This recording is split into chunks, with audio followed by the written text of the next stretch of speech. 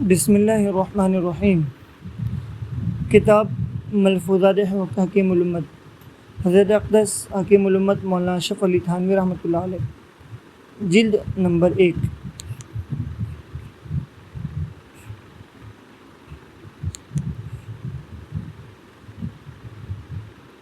ملفوظ number 1۔ 27 شعبان المعظم 1350 ہجری، مجلس خاص بوقت صبح یوم پنجشنبہ، صبح کی مجلس خاص کا اجرا۔ فرمایا کہ صبح کو مجلس عام کی وجہ سے بے حد توب یعنی تھکن ہوتا ہے جس کی برداشت نہیں۔ اس کے قبل صبح کو بھی مجلس عام ہوتی تھی، اس لیے آج یہ سوچا ہے کہ بجائے مجلس عام کے صبح کو مجلس خاص کر دی جائے، بجائے مجلس عام کے صبح کو مجلس خاص کر دی جائے۔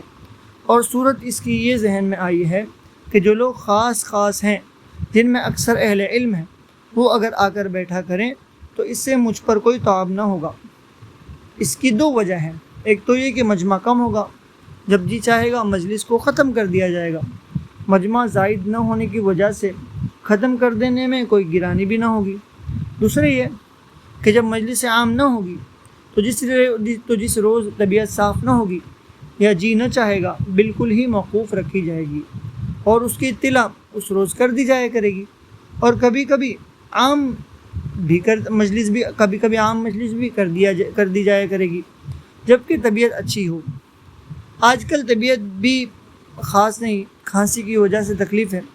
اب ضرورت اس کی ہے کہ اس کا کوئی معیار یا اصطلاح ہونی چاہیے جس سے معلوم ہو کہ اس وقت مجلس عام ہے یا مجلس خاص۔ اس کی صورت یہ سمجھ میں آئی ہے اور احقر صغیر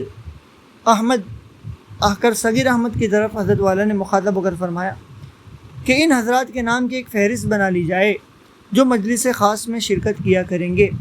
ان کے نام میں بتا دوں گا، جب میں کہوں ان کو اطلاع کر دی جائے، اور مجلس عام کی اطلاع حافظ اعجاز کے ذریعے سے ہوا کرے گی۔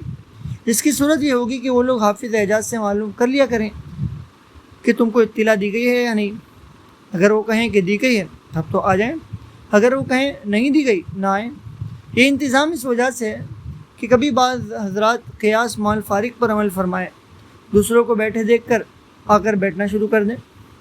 میں سچ عرض کرتا ہوں، مجھ کو اس کا بھی خیال ہے کہ لوگ محبت کی وجہ سے آتے ہیں، سب کے ساتھ برتاؤ میں مساوات رہے، مگر جو بات قوت سے باہر ہے اس کا کس طرح تحمل کروں؟ اگر کوئی اس عدم مساوات پر برا مانا کرے، مجھ کو اس کی پرواہ نہیں۔ مولوی محمد حسن صاحب امرتسری نے عرض کیا کہ ہم لوگوں کو تو بہت وقت مجالست کے لیے دیا جاتا ہے، اور حضرت والا کی شفقت اور محبت پر مبنی ہے۔ اگر یہ حکم دیا جائے کہ سال بھر تک دروازے پر کھڑے رہو، 1 سال کے بعد ملاقات کی اجازت ہوگی، اس پر بھی ہم لوگوں کی خوش قسمتی ہے اور حضرت والا کا احسان ہے۔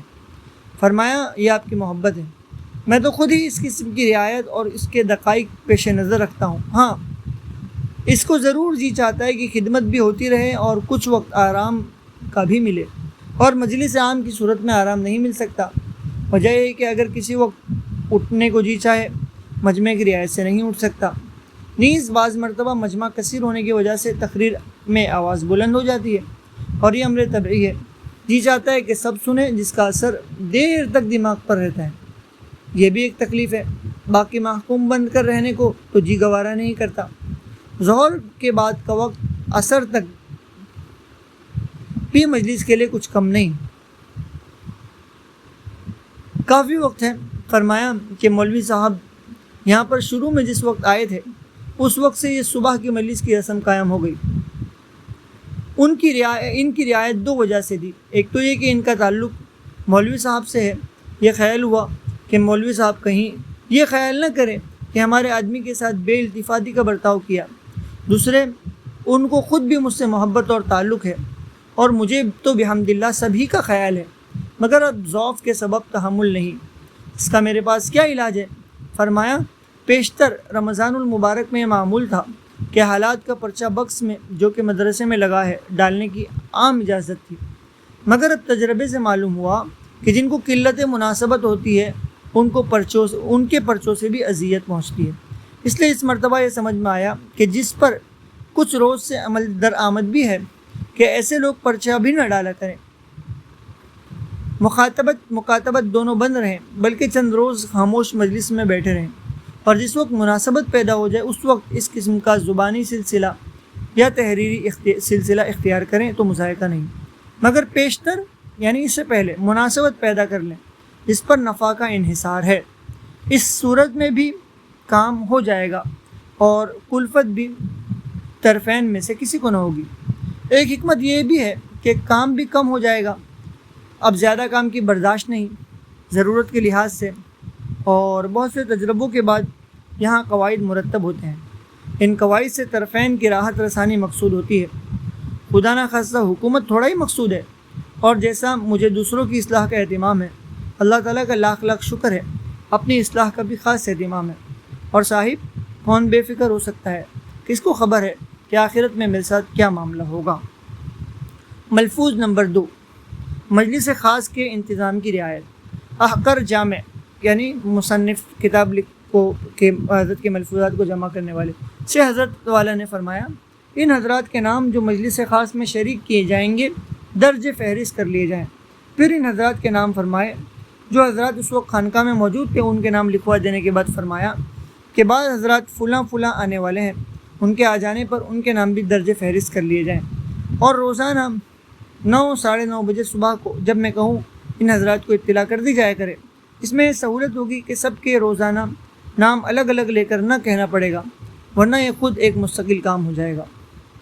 ملفوظ 3، اپنی جماعت کے ساتھ لگے رہنے میں فائدہ ہے۔ صبح کے 10 بجے والی گاڑی سے چند حضرات تشریف لائے، من جملہ ان حضرات کے حافظ عبداللطیف صاحب ناظم مظاہر علوم بھی تھے۔ حافظ صاحب سے بابو ولی محمد صاحب کا ذکر آیا۔ حضرت والا نے دریافت کیا کہ بابو صاحب کہاں پر ہے؟ عرض کیا رنگون گئے ہوئے ہیں۔ فرمایا کہ اس سے بڑا جی خوش ہوا کہ ان کا تعلق مدرسے ہی سے رہا۔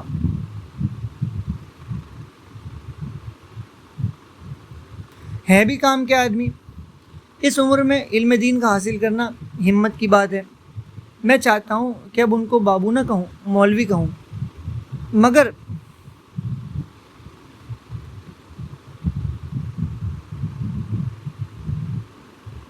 صحیح پتہ سمجھ میں نہ آنے کے خیال سے کہنا ہی پڑتا ہے۔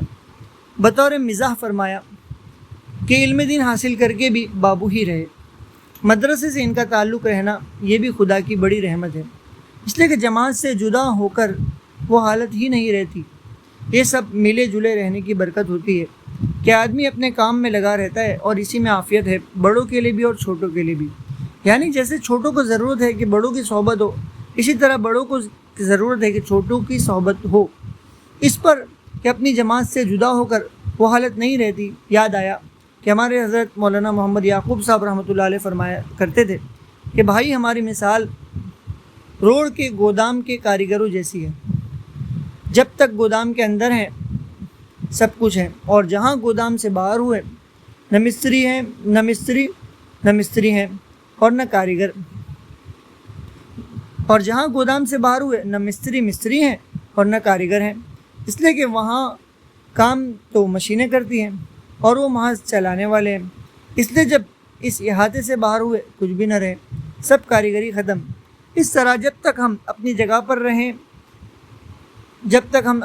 پر ہیں سب کچھ ہیں، کام بھی سب ہو رہے ہیں، درس و تدریس بھی ہے، تہجد بھی ہے، ذکر و شغل بھی ہے، غرض یہ کہ سبھی کچھ ہے، باہر نکل کر کچھ بھی نہیں رہتا۔ یہ منتہا ہے ہمارے کمالات کا۔ واقعی حضرت مولانا بہت ہی وسیع النظر تھے، بڑے ہی محقق تھے۔ کیسی کام کی بات فرمائی! میں تو اس کو بہت ہی بڑا فضل خداوندی سمجھتا ہوں کہ جس کو اپنوں کی معیت نصیب ہو جائے، ورنہ یہ زمانہ بہت ہی پرفتن ہے، دوسری جگہ جا کر وہ حالت رہتی ہی نہیں، اکثر تجربہ ہو رہا ہے۔